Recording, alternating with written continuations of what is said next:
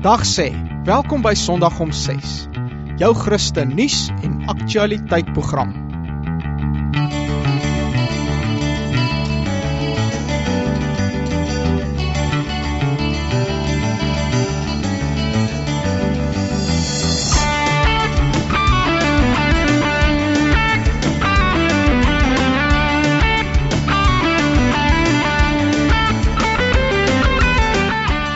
Baie welkom uit die middel van 2013. Julle, ek kan dit nie glo dat dit al die 30ste Junie is nie.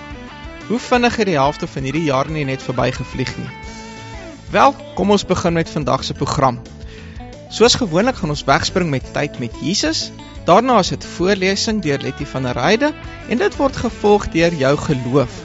En in jou geloof gaan ons bietjie kyk wat het Michelangelo se Dawidbeeld met jou as Christen te doen. En dan soos die tyd ons toelaat, sal ons so 1 of 2 liedjies tussen indruk en heel laastens sluit ons af met die slotgebed.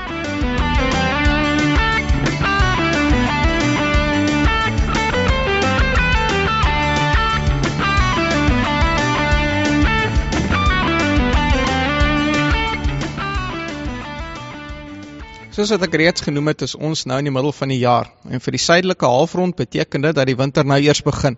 Ek sien in Suid-Afrika trek Johannesburg in die oggende weg met temperature van so 5 grade Celsius en hierso by ons is dit ook nie veel beter in Nieu-Seeland nie. Maar ja, ons kan nou vorentoe kyk na die somer wat op pad is, al is dit 'n hele paar maande nog weg. Maatjies, ek hoop julle is almal reg. Ons gaan nou begin met tyd met Jesus. So skuif bietjie nader, sit mooi stil, sê vir mamma en pappa om op te kom luister want hulle kan lekker saam leer, hoor.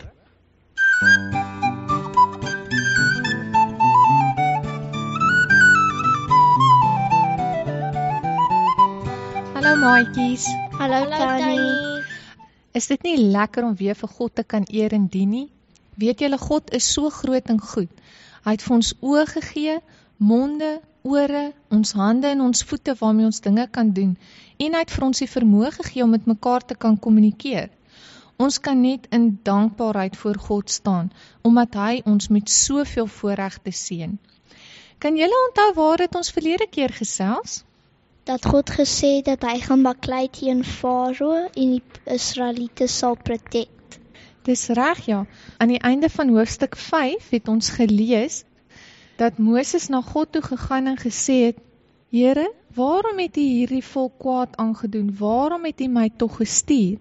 Want vandat ek na Farao gegaan het om in U naam te spreek, het hy hierdie volk mishandel en U het die volk glad nie verlos nie. Daarop het die Here Moses geantwoord en gesê, nou sal jy sien wat ek Farao sal aandoen. So, God het hierso gesê dat hy nou Farao se vyand is. Dink jy sal ooit God se vyand wil wees? Nee, Hoekom nie? want God is die sterkste en jy sal nooit hom kan wen nie. Dis reg. Daar's so 'n mooi liedjie wat ons sing van koning Dawid. Hy sê in Psalm 18 mos, met my God loop ek 'n bendestorm. En met my God spring ek oor 'n muur. Dis reg. Vir God is niks onmoontlik nie. En as God aan ons kant is, dan het ons niks om voor bang te wees nie. Want hy is mos die sterkste. Goed, is daar ietsie anders wat jy kan onthou van verlede keer? Dat die Israeliete baie haastig was en oor dit het hulle nie vir Moses geluister nie en ook nie vir God. Dis reg, want God het mos vir Moses gesê wat hy vir die Israeliete moet sê. En toe het hulle nie geluister vir God en ons het gelees in vers 8.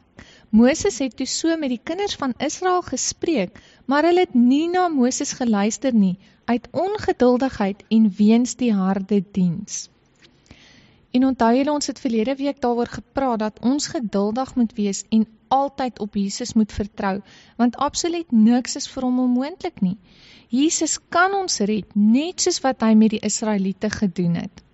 Hoekom het God nie die Israeliete dadelik vrygemaak as slawe nie? God kon mos. Sjoe, dis 'n baie interessante vraag en jy's heeltemal reg. God kon dit gedoen het, want niks is vir hom onmoontlik nie. So miskien is daar iets wat God vir ons meer wil leer hierso waarna ons moet oplet. Kom ons kyk bietjie. Daar kan 3 redes wees hoekom God hulle nie dadelik verlos het nie. Tyd, genade en afhanklikheid. Kom ek verduidelik vir julle wat ek hiermee bedoel. God doen dinge volgens sy tyd, nie volgens wat ons dink dinge moet gebeur nie, want hy weet altyd wat is die beste. Kan julle onthou wat het God in sy belofte aan Abraham gesê? Hoe lank sou die Israeliete slawe wees? Was dit nie vir 400 jaar, Tannie? Dis reg, ja. Kom ons lees Genesis 15 daarvan vers 13 af.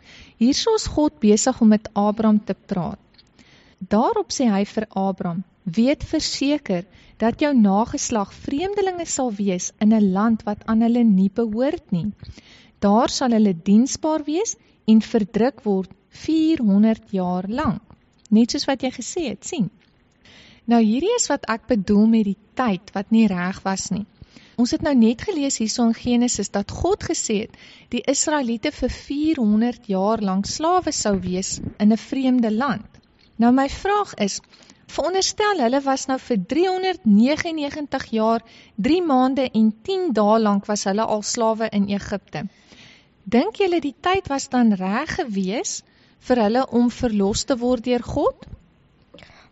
Nou verstaan ek. Dit soos ek wat moet wag vir my verjaarsdag. Ek kan nie elke dag verjaar selfs al ek wil. Dis heeltemal reg, ja, dis 'n baie goeie vergelyking wat jy maak. So die tyd was nog nie reg gewees vir die Israeliete om bevry te word nie. Want God het gesê in Genesis dat hulle vir 400 jaar slawe gaan wees. Nou dit bring my nou by die volgende punt. Die tweede rede hoekom die Israeliete nie dadelik verlos is nie. Het julle geweet elke keer wanneer God mense gestraf het in die Bybel, was daar altyd eers iemand gewees wat gegaan het om hulle te waarsku? Onthou julle met Noag? Hoe lank het Noag aan die ark gebou? 100 jaar of so iets. Dis reg, God het vir Noag gevra om die ark te bou en hy het dit vir 120 jaar lank het hy gebou. En in daai 120 jaar was die tyd waar God genadig was, wat hy vir die mense kans gegee het om te sê hulle is jammer oor hulle sonde en om terug te keer na hom toe om hulle te bekeer van hulle sonde af. Net so het God hierso vir Farao die kans gegee om hom te bekeer van sy sonde. God is so goed en wonderlik dat hy vir alle sondaars genade bewys. Selfs vir Farao het hy kans gegee om homself te bekeer en weg te draai van sy sonde af. Verstaan julle nou hoe belangrik dit is dat ons moet verstaan dat ons sonde het en dat ons daai sonde moet raak sien en dit haat. Want as ons nie erken dat ons sonde het en ver is van God af nie, hoe gaan ons sonde dan bely en ons rug daarop draai? Soos dit hoekom Tannie die hele tyd sê dat God genadig is. Dis reg, ja, want elke keer wat jy sonde doen, het God die volste reg om jou net daar te straf met die dood. Want God sê mos vir ons, die straf vir die sonde is dood. Daarom moet ons so dankbaar wees dat hy genadig is. So dit is soos die tannie en oom toe hulle gejok het vir koning Jesus, toe gaan hulle toe instantly dood? Dis reg, dit was Safira en Ananias wat vir God gejok het en toe het God hulle dadelik daarso doodgemaak, want dis sy reg om dit te doen. So sien julle hoe ernstig is sonde voor God. Die laaste rede hoekom God nie die Israeliete dadelik verlos het nie, was omdat die Israeliete moes verstaan dat hulle nie op hulle self meer kan staatmaak of op hulle eie krag nie, en ook nie op mense soos Moses of Aaron nie. Julle sien, en dis baie wat met ons ook gebeur. Baie keer dink ons kan onsself versorg, en ons kan self vir ons voorsien in ons behoeftes. Daar is so 'n mooi Afrikaanse woord wat genoem word selfgenoegsaamheid. Sê dit bietjie? Selfgenoegsaamheid. Pragtig, dis 'n groot woord, nê? Maar wat hierdie woord beteken, is dat jy tevrede is met jouself, dat jy voel dat jy niks of niemand nodig het nie, jy kan sonder enige iets en enige iemand klaarkom, so eintlik kom dit daarop neer dat jy trots is, en trots is 'n sonde in God se oë. So is dit dat jy dink jy's die beste en soos niemand is belangriker as jou nie en dit gaan net oor jou? Dis basies waarop dit neerkom, ja. En ek dink dit is hoekom trots so 'n groot sonde is voor God, want ons erken nie dat ons van hom afhanklik is nie, en ons probeer op ons self staat maak en vir ons self voorsien, en ons verstaan nie dat selfs dit wat ons het waarvoor ons gewerk het, eintlik van God afkom. Het julle geweet, alles wat ons het, kom van God af? Ja, tot ons klere, want ons klere is gemaak van silk en katoen en al daai goedjies, en dit's wat God gemaak het mos. Dis heeltemal reg. Alles wat ons het, selfs jou lewe en die feit dat jy kan asemhaal, kom van God af. So die Israeliete moes kom op die punt waar hulle geweet het, niemand anders kan hulle help behalwe God nie. Want Moses en Aaron het nie die vermoë gehad om hulle te help nie, want die Farao het nie vir hulle geluister nie. Farao sou hulle glad nie gehelp het nie, want hy wou gehad het hulle moes slawe bly. En verder kon hulle self ook nie gehelp het nie, want hulle was vasgevang in slawerny. So hulle het gekom tot die besef, dat as daar enigsins hulp kon wees, dat dit net van God se kant af kan kom. So God het gewag dat hulle kom tot die punt, waar hulle besef, dat hulle hoop op niemand anders kan sit as op hom nie. En die oomblik, toe hulle besef het dat dit net God is wat hulle kan help, het hy ingetree en hulle gered. O wêreld maatjies, daar is ons tyd nou verby. Ons het daarin baie nuwe dinge geleer, alhoewel ons nie nuwe dele in die Bybel gelees het nie, ons het dit reeds al gelees, maar dit wys net weer vir ons hoe wonderlik God se woord is, dat ons elke keer dieselfde stukkie kan oor en oor lees, en God sal elke keer vir ons nuwe waarheid daaruit gee. Nou maar goed, kom ons maak gou reg, ons vou ons hande, ons kniel en ons maak ons oogies toe, sodat ons kan fokus net op Koning Jesus, want hy is darem maar 'n wonderlike God. Koning Jesus, baie baie dankie, dat niks vir u ooit onmoontlik is nie. Baie dankie, dat ons kan weet, dat u die een is wat die Israeliete gered het. Dit was nie Moses of Aaron nie, dit was verseker nie Farao nie, en dit was ook nie hulle self nie, maar dit was u gewees. Koning Jesus, net so red u vir ons ook. Ons kan onsself nie red van sonde nie, net u kan. Dankie Koning Jesus, dat u vir ons sorg, dag na dag. U is die enigste ware, lewende God, wat hoor wanneer ons bid en hoor wanneer ons vra. Ek loof en prys u, omdat u die koning is, wat was en wat weer gaan kom. Halleluja. Amen.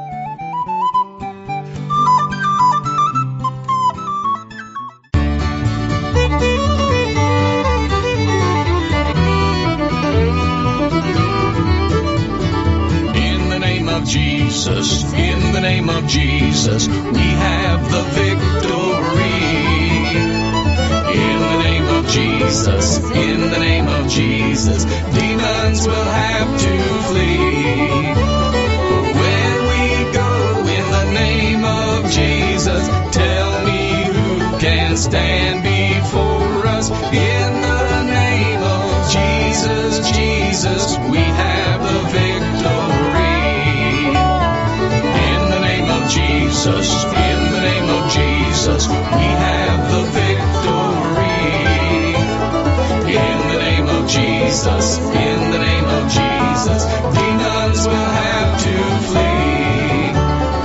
When we go in the name of Jesus, tell me who can stand before us. In the name of Jesus, Jesus, we have the victory.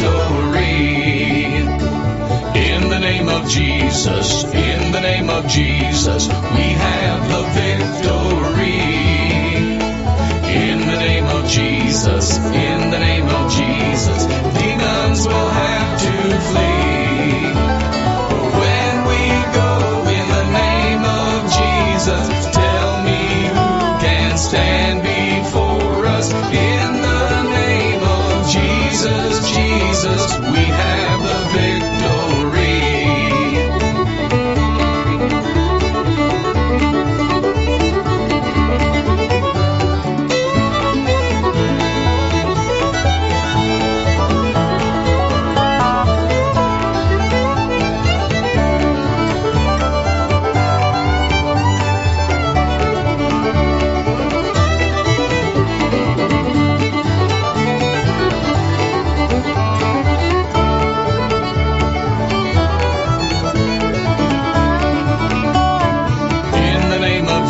Jesus, in the name of Jesus, we have the victory. In the name of Jesus, in the name of Jesus, demons will have to flee. When we go in the name of Jesus, tell me who can stand before us. In the name of Jesus, Jesus, we have the victory. In the name of Jesus, in the name of Jesus, we have the victory. In the name of Jesus, in the name of Jesus, demons will have to flee. When we go in the name of Jesus, tell me who can stand before us. In the name of Jesus, Jesus, we have the victory.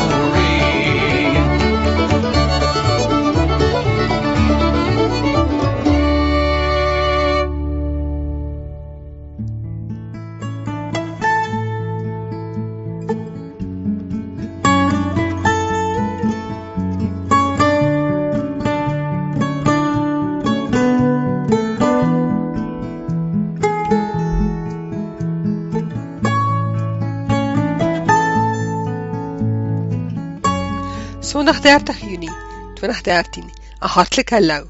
Ek nooi julle almal vir 'n paar minute saam met Letty van Ryde. Soveel rykdom van woorde. Met wie van ons geliefde digters en ander woordkunstenaars gaan ons vandag 'n paar gedagtes deel. Kom ons val weg met Joshua Potgieter se bundel Toe broodjies op die lewenspad. Ek lees vir julle voor Herinneringe van gister. Herinneringe van gister. Ons denke oorheers dikwels ons lewenswyse.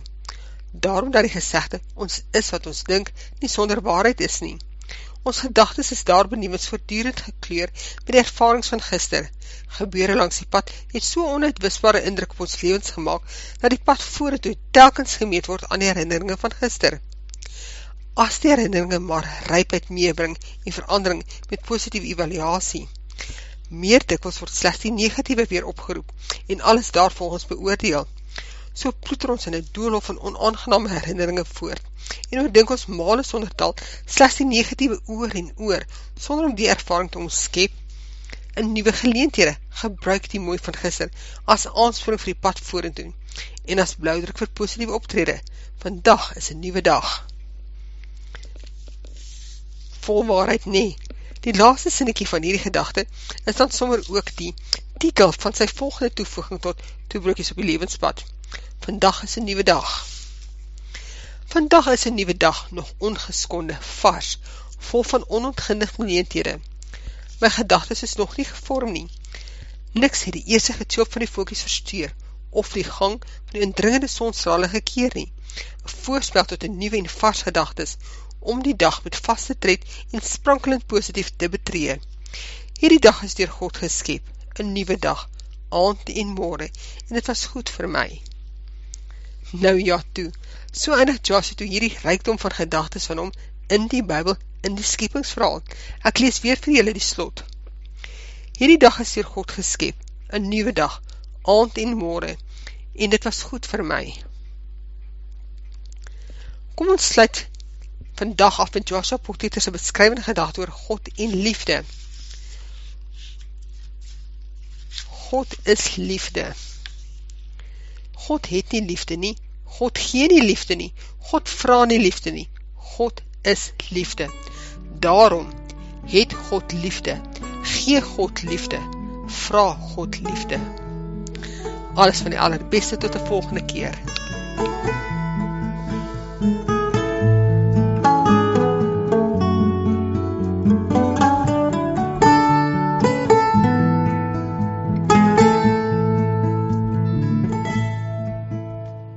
Voordat ons aangaan met die res van die program, wil ek net graag vir julle vertel van 2 films waarvan ek hierdie week gehoor het. Ons het nogal lanklaas toe oor films gepraat, so ek hoop julle gaan so opgewonde soos ek wees.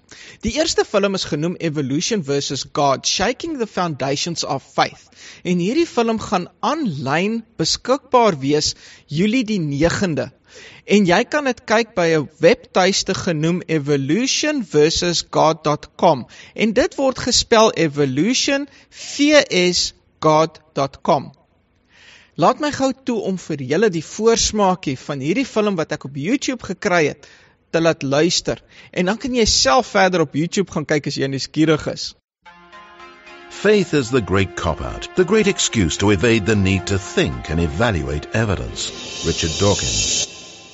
Imagine visiting some of the world's most prestigious universities, interviewing top evolutionary scientists, atheists, and holding their feet to the fire until it's clear that there is no evidence for Darwinian evolution, that it's not scientific. We have thousands of examples. Can you give me one? I can give you thousands. Just one. To summarize, the observable evidence that you give me for Darwinian evolution is bacteria becoming bacteria. Still bacteria, there's no change of claims.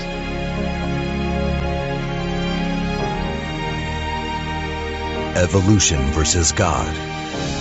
If you believe in evolution, prepare to have your faith shaken.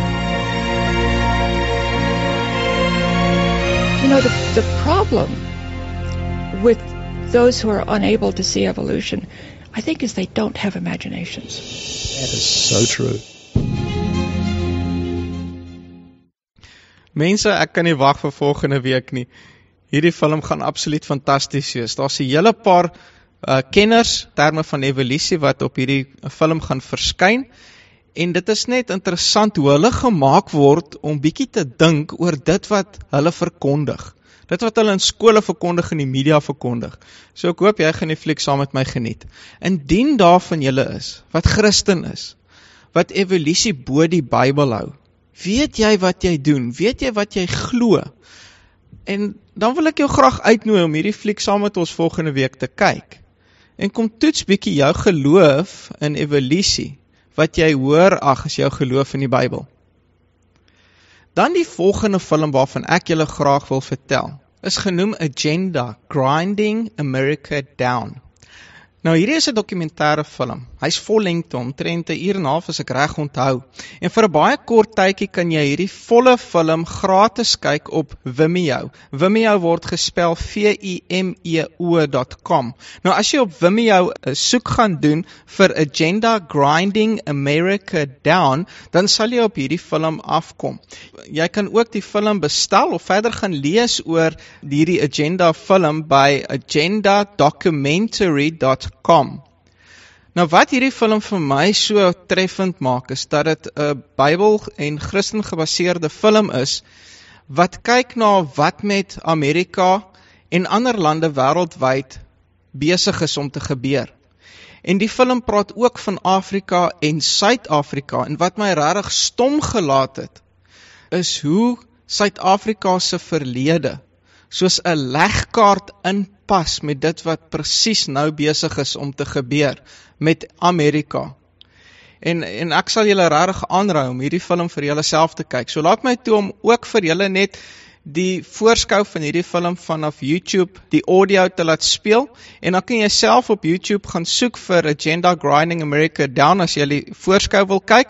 Andersins kan jy op vimeo.com gaan en Agenda Grinding America Down die volle film gaan kyk. Hello. In the traditional motion picture story, the villains are usually defeated. The ending is a happy one. I can make no such promise for the picture you're about to watch. The story isn't over. You and the audience are part of the conflict. More human beings were slaughtered in the 20th century than in all previous centuries combined.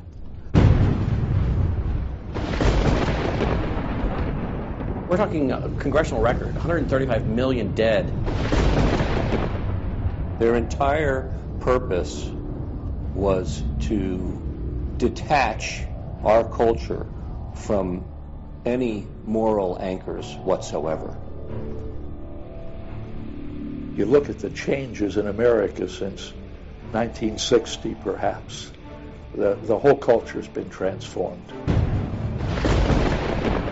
They're coming out of the belief that the village should raise the child.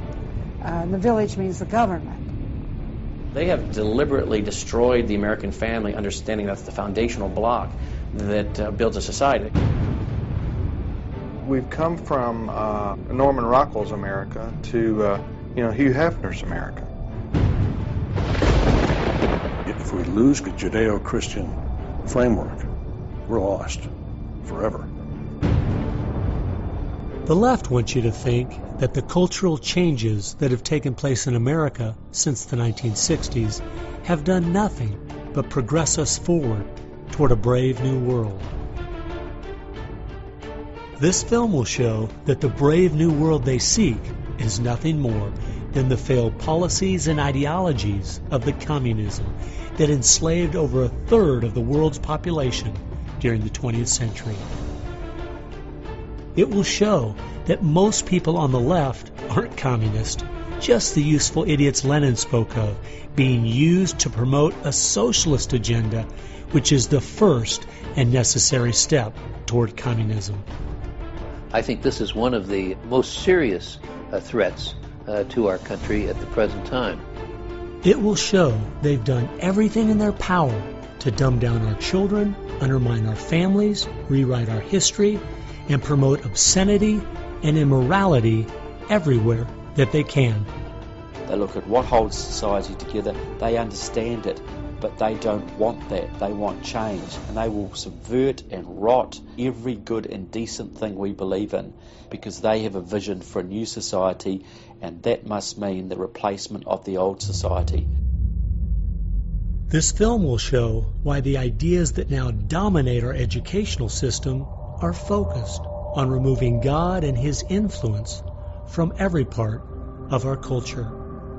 They basically try to say that the state itself is ultimate, that there's nothing, no law higher than the state, and if there's no law higher than the state, there's no appeal against it.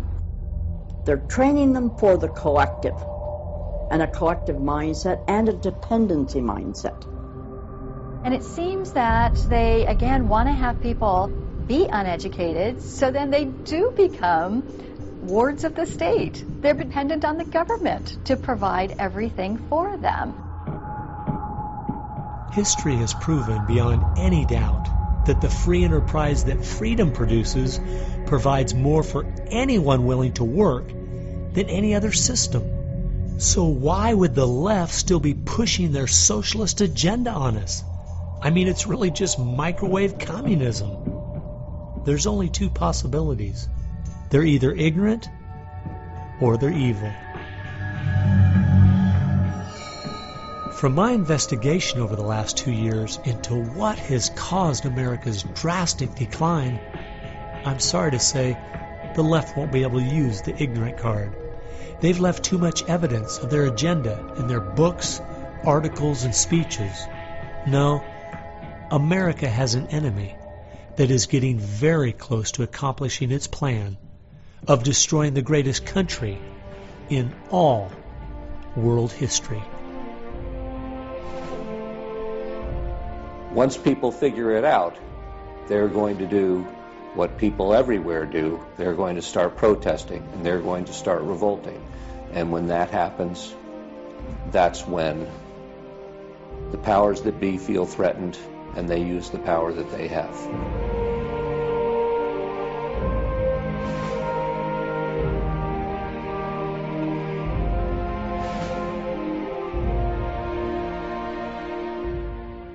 So dit is dan ons twee films vir die week. Die een is genoem Agenda, Grinding America Down, en die ander een is genoem Evolution vs. God.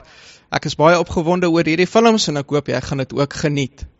Maar nou eers ons finale program Jou Geloof.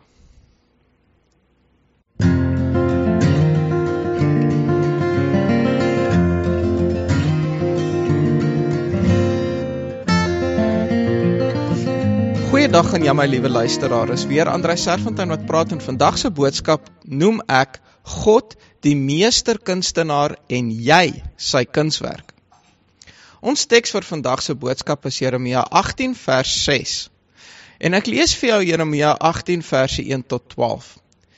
Die woord wat van die Here tot Jeremia gekom het. Maak jou klaar en gaan af na die huis van die pottebakker en daar sal ek jou my woorde laat hoor. Toe het ek afgegaan na die huis van die pottebakker en hy was juis besig om 'n stuk werk op die skywe te maak. En die voorwerp wat hy besig was om te maak het misluk, soos dit gaan met die klei in die hand van 'n pottebakker.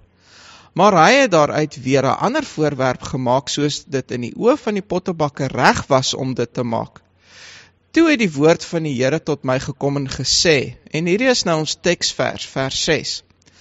Sal ek nie soos hierdie pottebakker met julle maak nie, o huis van Israel, spreek die Here. Kyk, soos klei in die hand van die pottebakker, so is julle in my hand, o huis van Israel. Vers 7. In een oomblik sal ek spreek oor 'n nasie en oor 'n koninkryk, om dit uit te ruk en uit te gooi en te vernietig. Maar as die nasie waaroor ek gespreek het, hulle bekeer van hul boosheid, sal ek berou hê oor die onheil wat ek van plan was om hulle aan te doen. En in 'n ander oomblik sal ek spreek oor 'n nasie en oor 'n koninkryk, om dit te bou en te plant. Maar as hulle doen wat verkeerd is in my oë, teenoor my stem nie te luister nie, dan sal ek berou hê oor die goeie waarmee ek gesê het, dat ek aan hulle goed sal doen. Sê dan nou tog aan die manne van Juda en die inwoners van Jerusalem dit. So spreek die Here, kyk, ek maak onheil gereed teen julle, en ek dink 'n plan uit teen julle. Bekeer julle tog, elkeen van sy verkeerde weg, en maak julle weë en julle handelinge goed.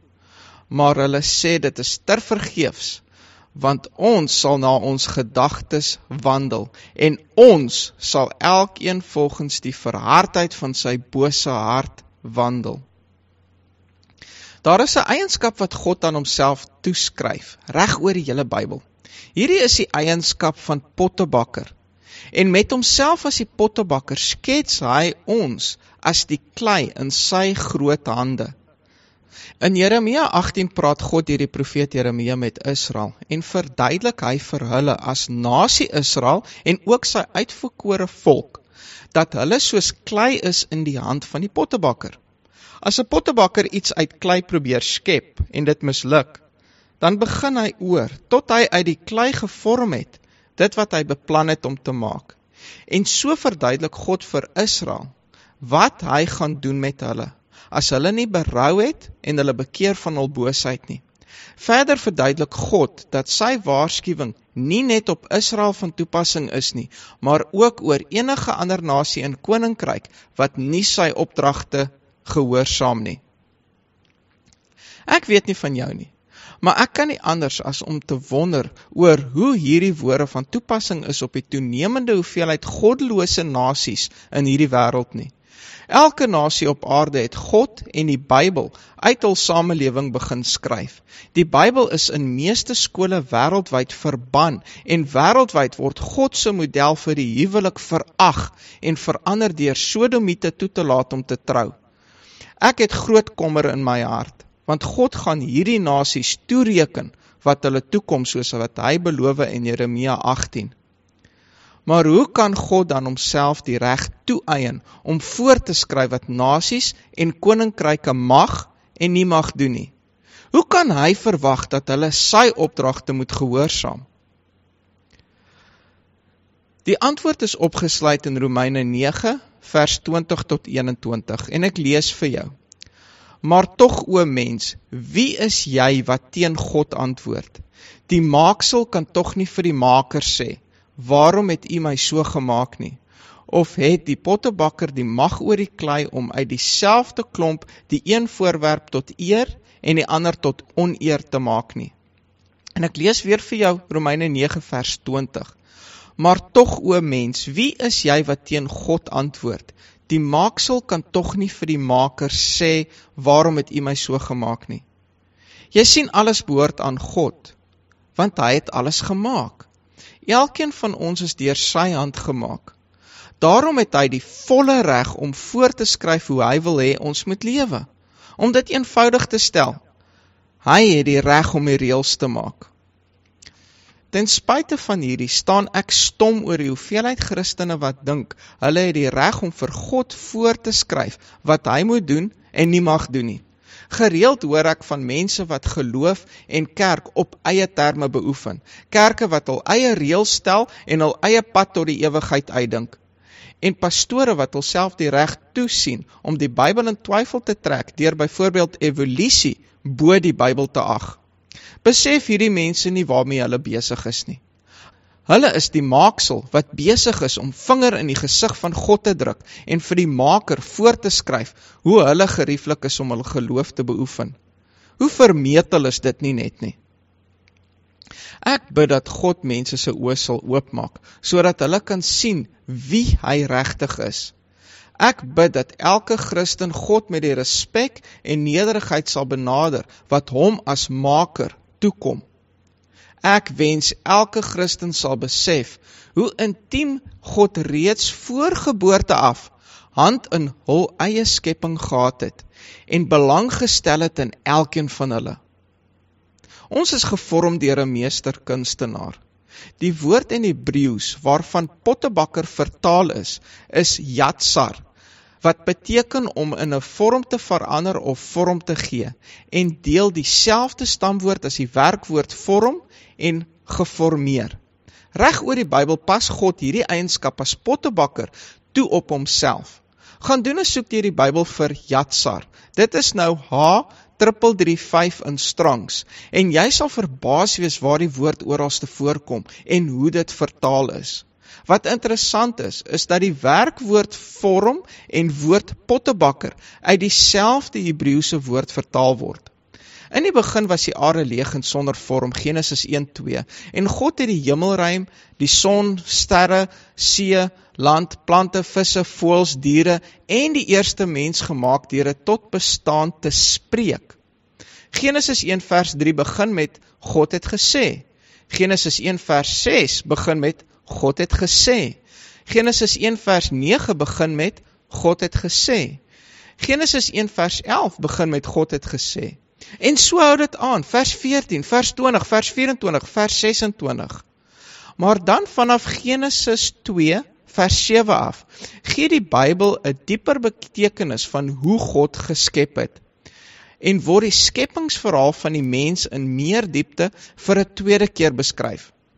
En hier lees ons dat God nie net elke dier en voël uit die aarde geformeer het nie, Genesis 2:19, maar dat die mens ook op dieselfde wyse uit die aarde geformeer is, Genesis 2 vers 7.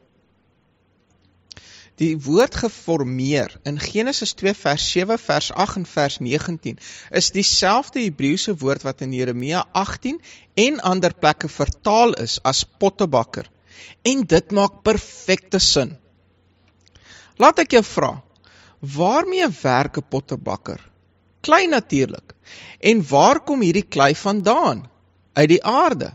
Volgens Genesis 2 vers 7, vers 8 en vers 19, waaruit het God diere, voëls en die mens geformeer? Uit die stof van die aarde. God is die pottebakker en ons is die klei. Hy is die maker en ons is die maaksel. Daar is maar geen manier om hiervan weg te kom nie. Terwyl ons praat van vorm, geformeer en pottebakker, wat almal uit dieselfde Hebreëse woord vertaal is, wil ek graag die volgende teks daarby voeg. Jesaja 64 vers 8, en ek lees vir jou. Maar nou, Here, U is ons Vader, ons is die klei, en U is ons vormeerder, en ons almal is die werk van U hand. Jy het seker reg geraai, formeerder kom ook uit dieselfde Hebreëse woord as vorm, geformeer en pottebakker.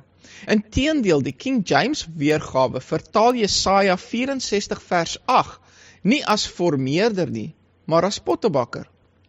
Ek wil jou graag daarop wys dat jy gevorm is deur 'n meeste pottebakker. Jou Vader wat in die hemel is, hy is die perfekte kunstenaar.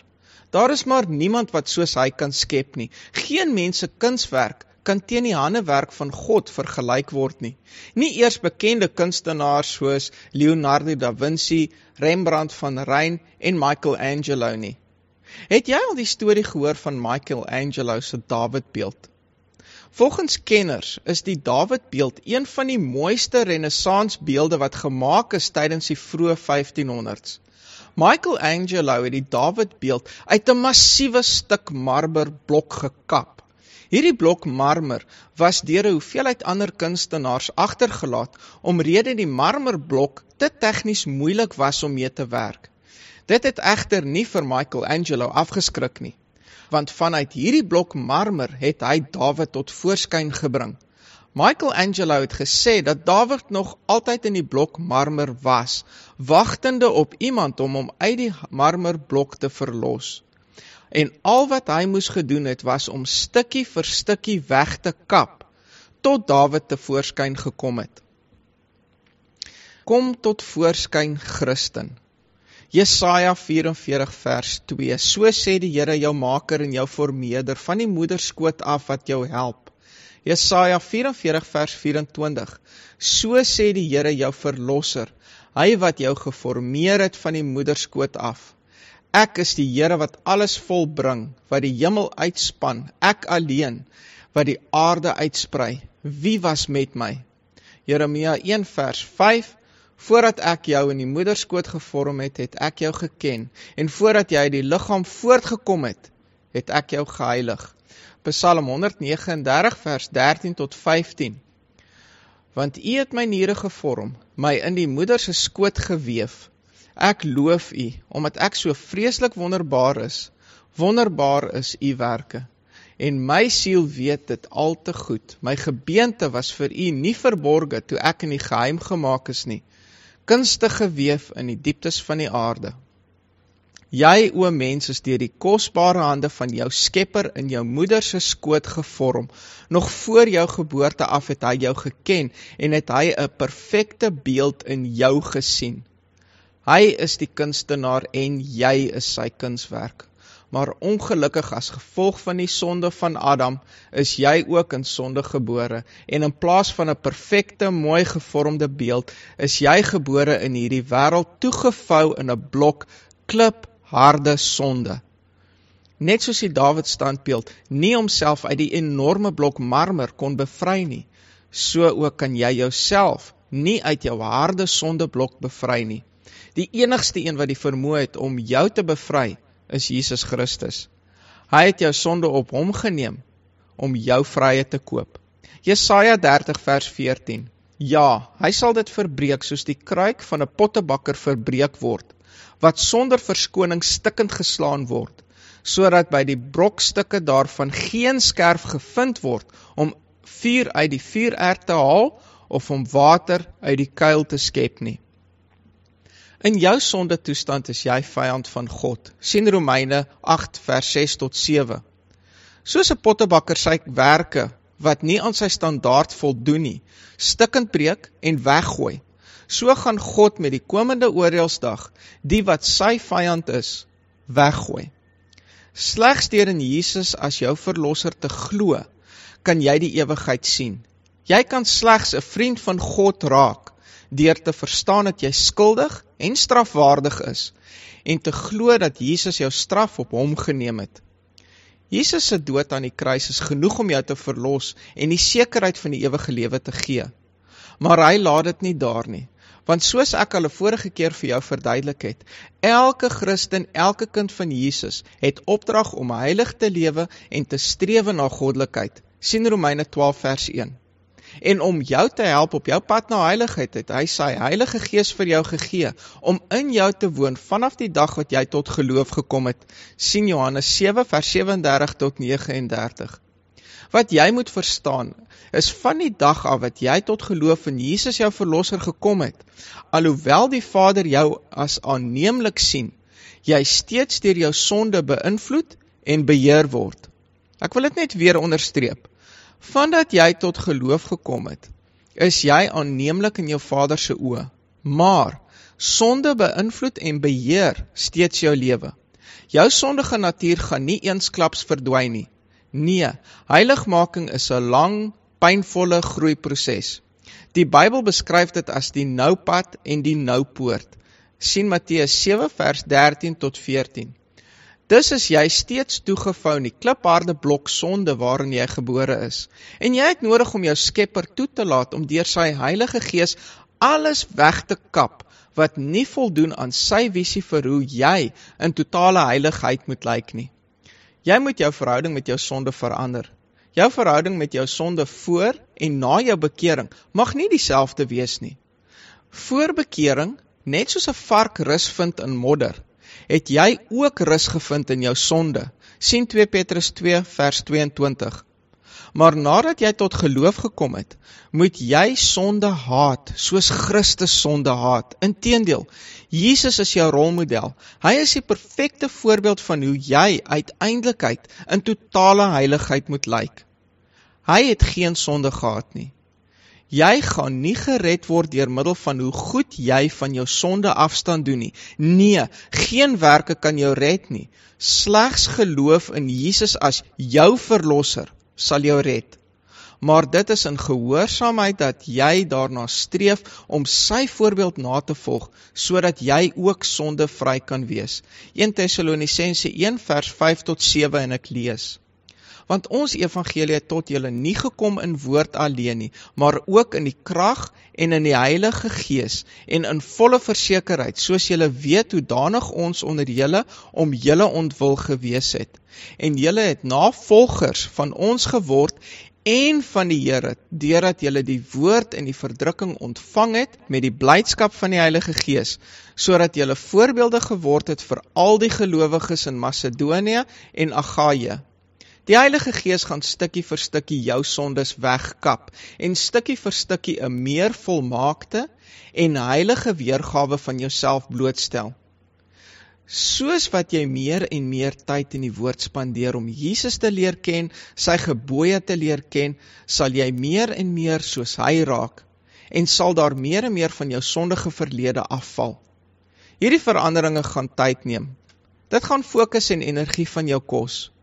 Jy moet in alles lewe soos Jesus, dit is jou hoofdoel.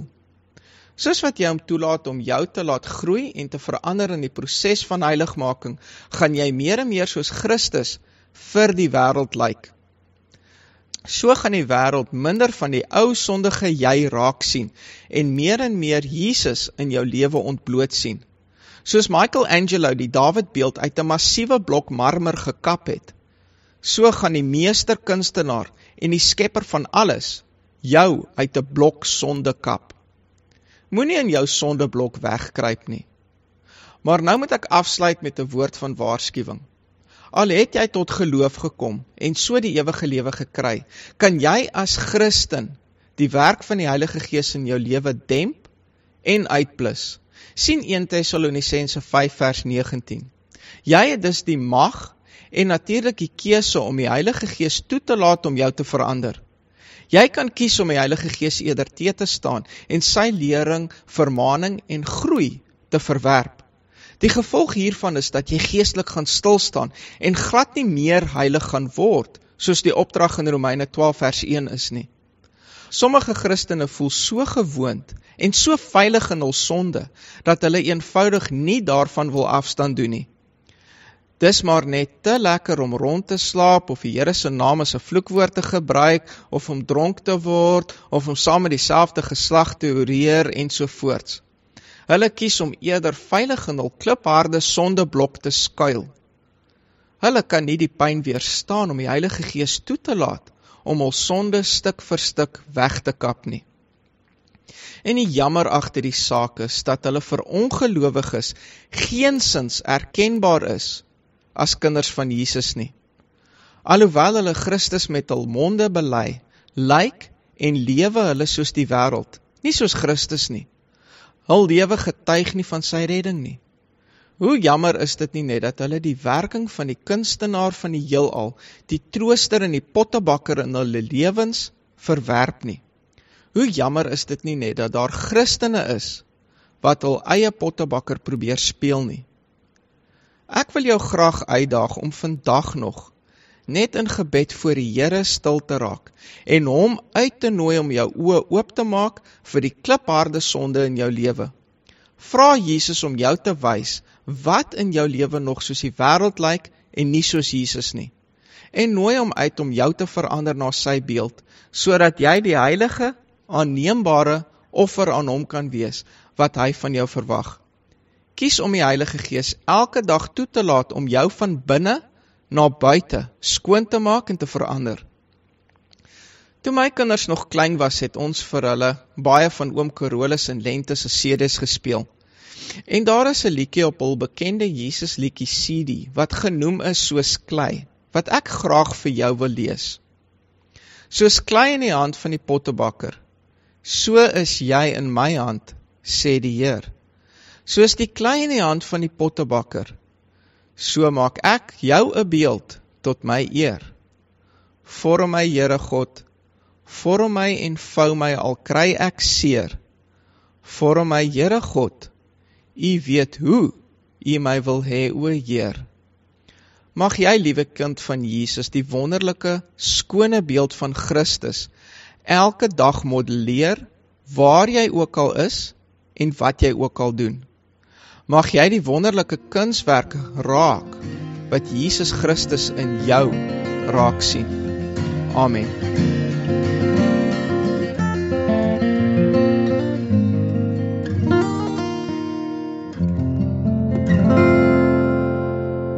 Tyd vir 'n bietjie lekker musiek. Ons laaste liedjie is Have You Died van Abigail Miller.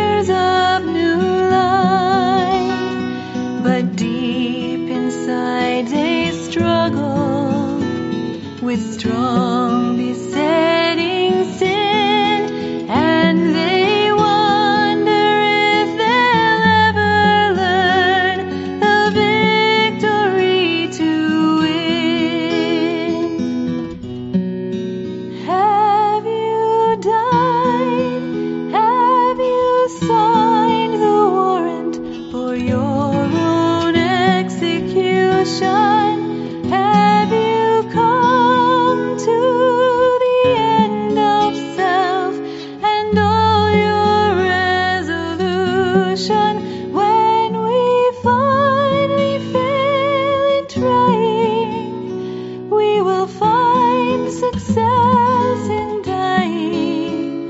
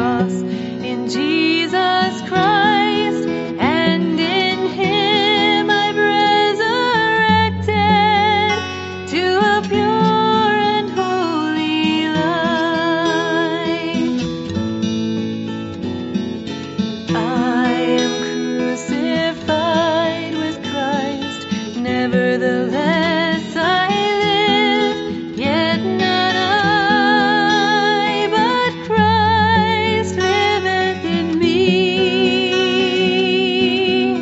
And the life which I now live in the flesh, I live by the faith of the Son of God who loved me and gave himself for me. Have you died? Have you signed the warrant for your own execution? Have you come to the end of self and all your resolution? When we finally fail in trying, we will find success in dying. Have you died that you might live in Christ anew? When we finally fail in trying, we will find success in dying. Have you died that you might live in Christ anew?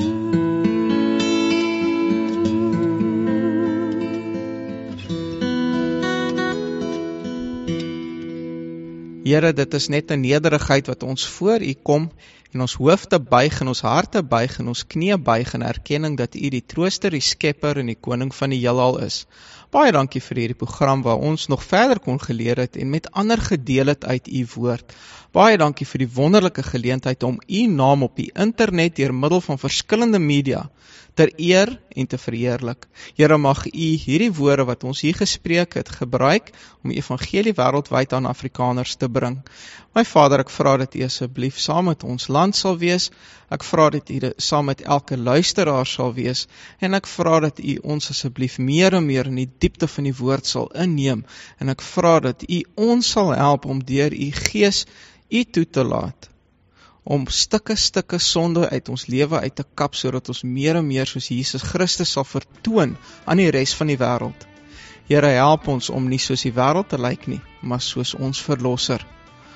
Mag ons U naam hierdie week, in elke minuut, in elke sekonde van elke dag van ons lewe, eer en verheerlik. Ek bid vir elke vader, mag elke vader 'n goddelike pa by die huis wees, 'n goddelike pa vir sy kind, en 'n goddelike man vir sy vrou. En ek bid vir elke mamma wat hierna luister, mag U vir elke mamma bystaan sodat sy 'n goddelike vrou vir haar man sal wees en 'n goddelike ma vir haar kinders, dat sy die rolmodel sal wees saam met haar man om haar kinders voor te berei vir die wêreld daar buite, om hulle 'n geestelike fondasie te gee gegrond op Jesus Christus. Ek loof en prys U fantastiese naam. U is wonderlik, U is almagtig. Here, U is ons pottebakker en ons weet dat U warm hande om ons gevou is, Here, en ons vra dat U ons asseblief sal beskerm en sal vorm. In nederigheid, Here, bid ek dit in die naam van ons verlosser Jesus Christus. Amen.